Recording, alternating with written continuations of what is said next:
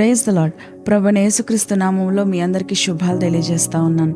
పరిశుద్ధ గ్రంథంలో నుంచి కొలసీలకు రాసిన పత్రిక 2వ అధ్యాయము 14-15 వచనాలు ఒకసారి చదువుకుందాం. మరియు అపరాధముల వలనను శరీరమందు సున్నతి పొందక ఉండుట వలనను మీరు మృతులై ఉండగా దేవుడు వ్రాతరూపకమైన ఆజ్ఞల వలన మన మీద రుణముగాను మనకు విరోధముగాను ఉండిన పత్రమును మేకులతో సిలువకు కొట్టి దాని మీది చేవ్రాతను తుడిచివేసి మనకు అడ్డము లేకుండా దానిని ఎత్తివేసి మన అపరాధములనన్నిటినీ క్షమించి ఆయనతో కూడా మిమ్మును జీవింపచేసెను. ఆయన ప్రధానులను అధికారులను నిరాయుధులనుగా చేసి సిలువ చేత జయోత్సవముతో వారిని పట్టి తెచ్చి బాహాటముగా వేడుకకు కనుపర్చెను. యేసుక్రీస్తు ప్రభువారు సిలువ మీద మన యొక్క పాప రుణాన్ని తుడిచివేసి అదే విధముగా మనపై ఉన్న ఆరోపణలన్నీ కూడా ఆయన తుడిచివేశాడు. యేసుక్రీస్తు ప్రభువారు మరణించడము ద్వారా శక్తులను నిరాయుధులనుగా చేసి ఆ యొక్క సిలువకు చీకటిపై ఉన్న బహిరంగ విజయంగా మార్చి ఆయన మనలను మన మీద ఉన్న ఆ యొక్క అపరాధ భావాన్ని తుడిచివేశారు. అదే విధంగా 14వ వచనంలో మనం చూసుకుంటున్నట్లయితే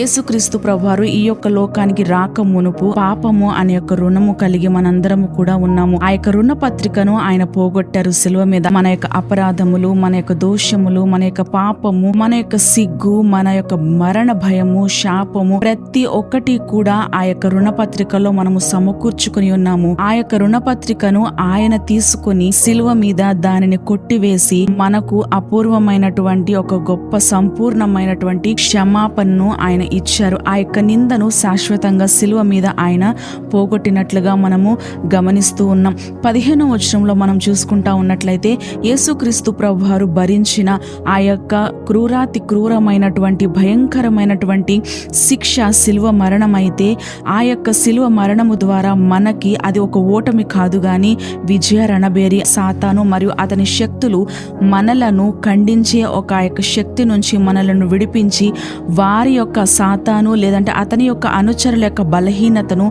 మనకు బహిరంగంగా బయటపరిచారు.